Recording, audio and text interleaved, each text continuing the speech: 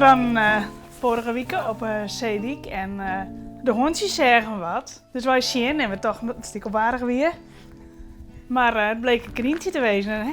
Een wilde hazen van 3, 4 dagen oud. Hij lijkt heel raar, maar de poorten omhoog. Dus we denken dat er pakt is er een roofvogel of dat er vallen is. Loving you is more than just a dream come true. And everything that I do is out of loving you. Hij rijdt wat raar op een ronde van de dik en gas, op een kop, beentjes omheen. Dus nou ja, dan maak je een keuzemaatje. Lezen litten en dan wordt het toch opfretten. Of mooi nemen. Dus we hebben mooi naam. No one else can make me feel the colors that you bring. En dan ben we eens even op internet doken hoe we dit eens even verzwargen moeten. Dus je bent intussen nou pro's knieverzwaring? Nou ja, dat wil ik nog net zeggen, maar ja, hier hebben we wat dingen ontdekt en dan is dat proberen en het werkt. Ja, want je bent net de enige hier in huis die heel gek bent op een knietje ook, hè? Nee. Hoe zit dat, Gret? Nou, we hebben 2 hondjes en een van de hondjes, Indy, die verzwargt hem. Die maakt hem skin en die leidt er wat bij. En Knientje vindt ik leuk, vindt ik goed, lekker warm.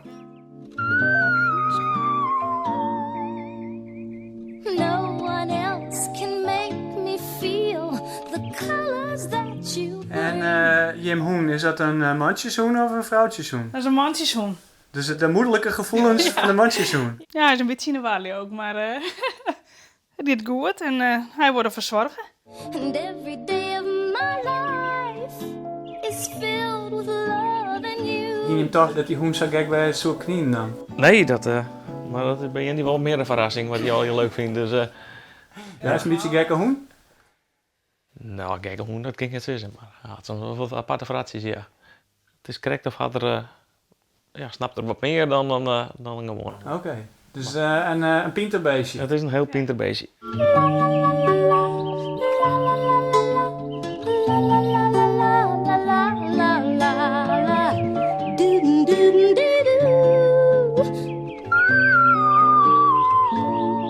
Had de knietje al namen?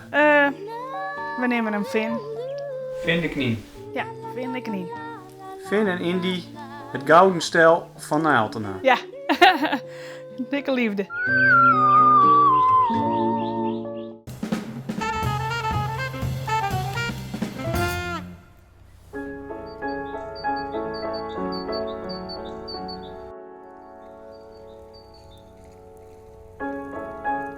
In het verleden heb je een heel soort winkeltjes zitten. Er waren wel 4 bakkers, er waren 2, 3 slachters, er waren een paar autogaragebedrijven, er waren een paar kappers hebben hier in de loop van de jaren zitten.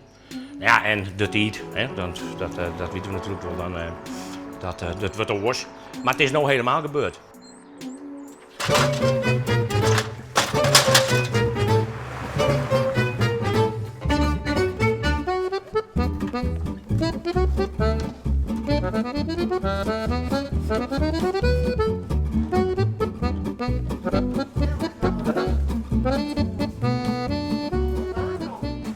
Nou, het idee is dus het meenemen van de broodjes, het ouhelien. Zowel voor de mensen uit het dorp als voor de mensen op de campings en in de jachthavens en in de vakantieparkjes. En daarbij, het voordeel daarbij is dat we dan 's morgens om 8 uur hier binnen.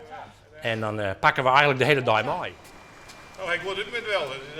Hey, ik wil eens even zwargen maken over de toekomst van het dorp. Had je dan op een gegeven moment vernemen dat toch al die lietse ondernemers ermee ophouden? Ja, want dat is natuurlijk een slechte zaak als je in een dorp wennest en recreëert, waar dus gewoon helemaal niks te krijgen is. Maar wij hier winkels en wij hier eigenlijk van alles. En we hoeven eigenlijk net voor zulke dingen in het dorp uit. Dus we hebben een countermaatje litten. Met een groot werkgebied, met een grote schappen erachter, want er komt nogal wat te staan.